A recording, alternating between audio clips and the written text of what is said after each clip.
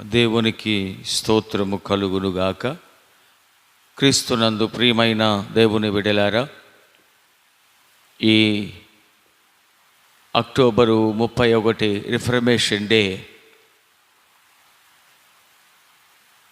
మరి మతోద్ధారకుడైన Martin Luther గారిని దిద్దుబాటు దినాన్ని జ్ఞాపకం చేసుకోవడానికి దేవుడిచ్చిన గొప్ప ధన్యతను బట్టి మరి Saint Matthews Lutheran Church North Parish మరి దేవుడు మనకి కృపనిచ్చారు కనుక చిన్న ప్రార్థన ద్వారా ఈ కార్యక్రమాన్ని ప్రారంభించుకుందాం.